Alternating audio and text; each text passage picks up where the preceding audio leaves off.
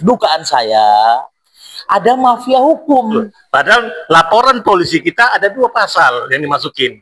Nah, kenapa pada saat tuntutan hanya 1 pasal? Pelakunya 3 orang, dikurangi 2, tinggal 1 yang didakwa. Yang 1 didakwa dituntut cuma 8 bulan, Pak.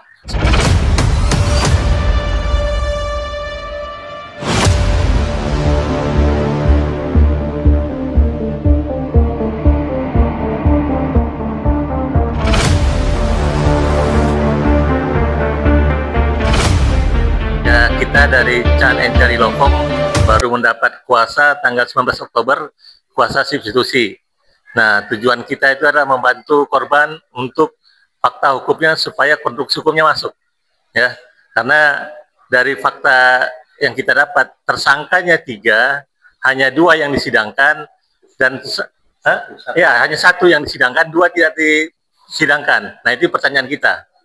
Dan kita sudah kirim surat ke pihak pengadilan KPN untuk memberi penjelasan bagaimana tersangka sidang sampai 3 kali tidak hadir, Bang, ya?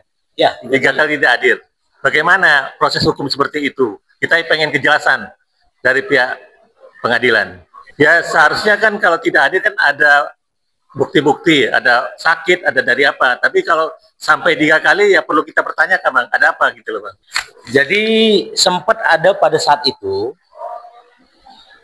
surat sakit itu digunakan 2 kali yang waktu itu. Ya.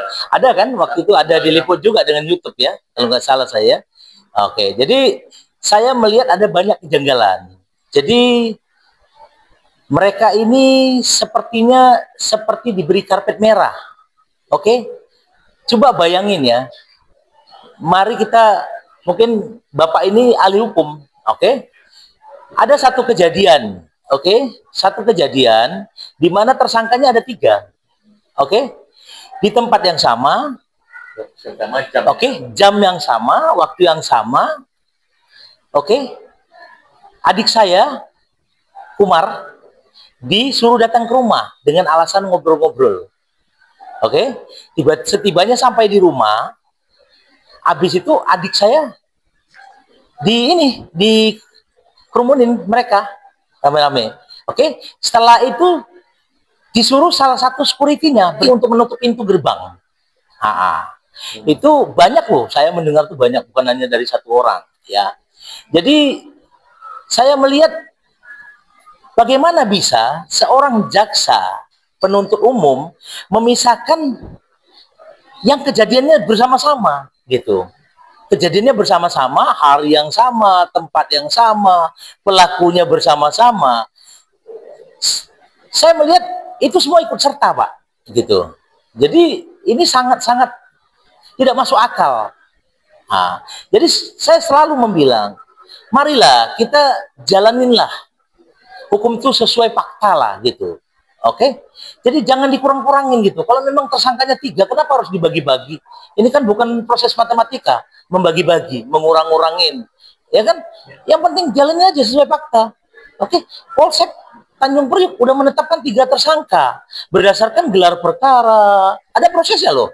Oke, udah menetapkan 3 tersangka.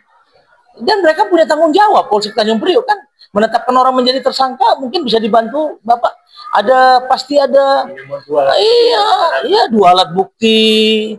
Terus habis itu ya udah ada fakta hukumnya, begitu Pak, ya. Itu kan bukan semudah kita ini komplit visumnya, ya.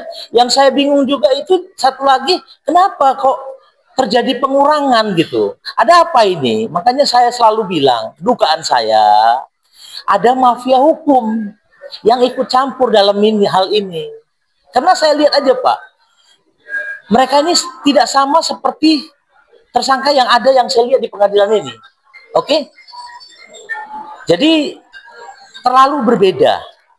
Oke? Yang satu, yang sangat saya bingungkan, Bapak jaksa penuntut umum itu sangat sulit berkomunikasi dengan saya sebagai keluarga korban. Seharusnya dia harus berpihak kepada korban untuk mendakwa. Bukan artinya dia ini sulit untuk dihubungin. Jadi saya sangat bingung gitu, Pak. Jadi ya, apakah yang menjadi pertanyaan kita sekarang ini, Pak, saya sebagai warga negara Republik Indonesia, yang pada saat ini kita adalah negara hukum, pertanyaan saya, apakah masih berjalan hukum di sini, Pak? Itu pertanyaan saya.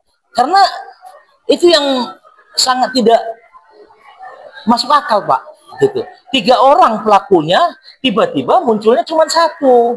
2 lagi kemana gitu? Kenapa harus dipisah?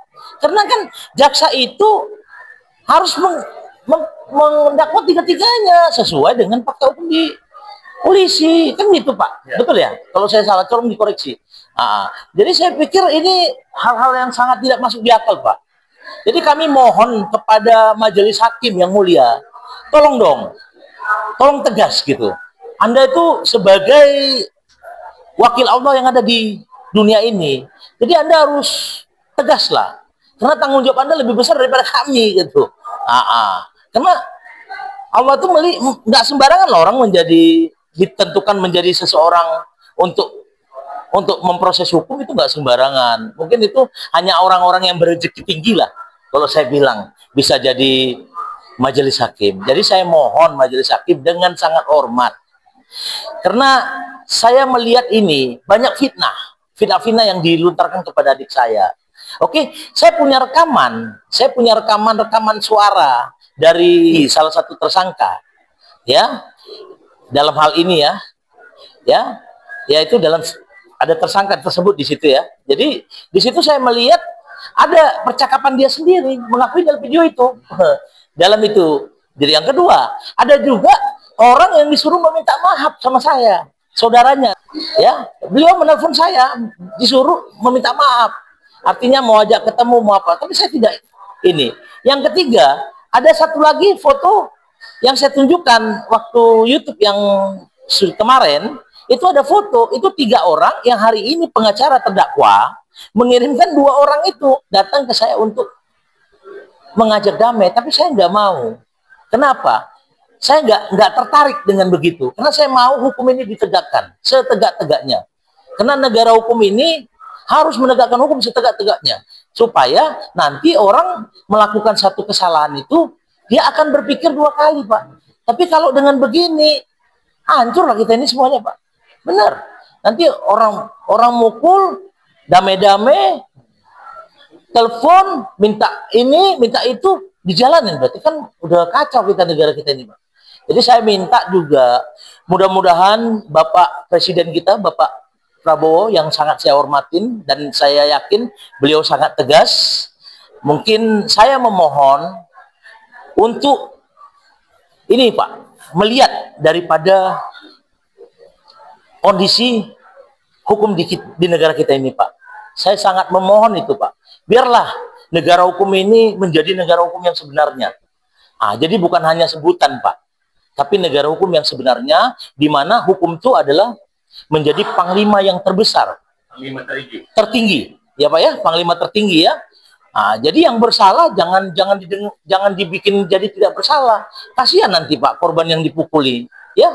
Jadi untuk menekan angka-angka kejahatan seperti ini, hukum itu harus dijadikan panglima tertinggi gitu.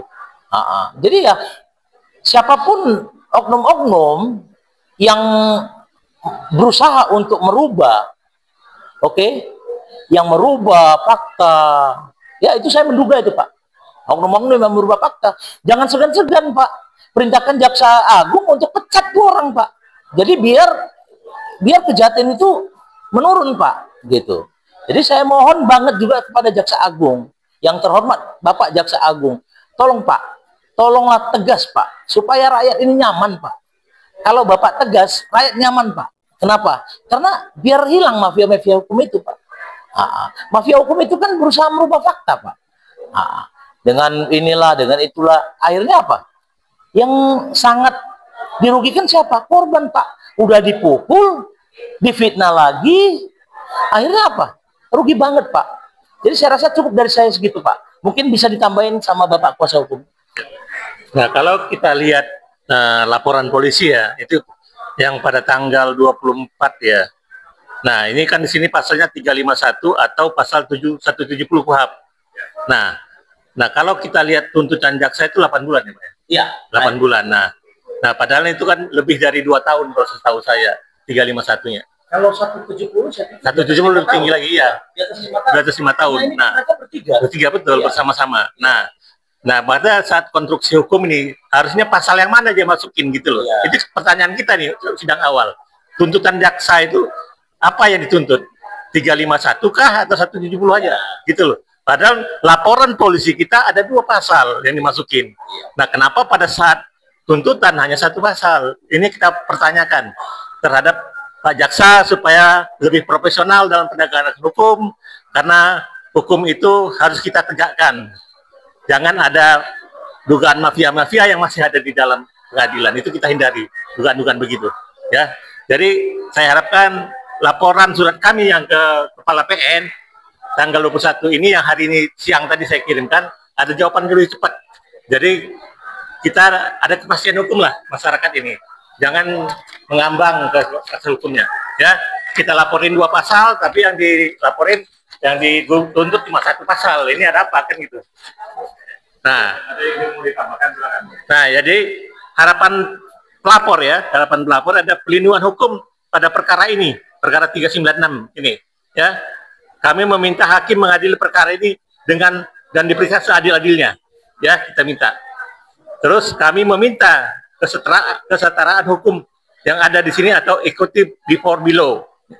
Dan yang terakhir adalah hukum yang berkeadilan dan bermartabat dan dirasakan oleh pelapor. Itu poin kami. Oke, jadi saya teringat nih Pak, 8 bulan tuntutannya. Apakah wajar seseorang korban, seseorang korban dipukul dengan sandal yang menyebabkan giginya sompal atau patah? Itu ada tertuang di dalam visum, Pak. Ya, betul. Nah, yang menjadi pertanyaan saya, apakah Bapak Jaksa Penuntut Umum tidak tahu kalau itu ada visum? Dan apakah harusnya tahu, Pak? Itu berkas itu, alat bukti, Pak. Jadi, menurut Bapak, yang ahli hukum, yang kuasa hukum saya lah, berarti Bapak paham hukum ya. Menurut Bapak, apakah wajar seorang JPU menuntut korban yang kehilangan giginya? Ya, gigi itu kan bagian yang penting di dalam hidup. Yang penyebabnya apa? Matanya kurang, efeknya itu, Pak. Apakah wajar itu dituntut cuma 8 bulan? Nah, disinilah Pak, dugaan saya. Ada apa ini? Nah, selalu saya tanya, ada apa ini? Nah, ada upaya apa ini? Itu dugaan saya, Pak. Wajar, saya menduga. Karena saya sendiri yang bukan orang hukum, itu saya menilai ini tidak pantas, Pak. Tidak pantas. Sangat tidak pantas. Pelakunya 3 orang. Dikurangi 2. Tinggal 1 yang didakwa. Yang 1 didakwa dituntut cuma 8 bulan, Pak. Sedangkan korban giginya hilang sompal, Pak.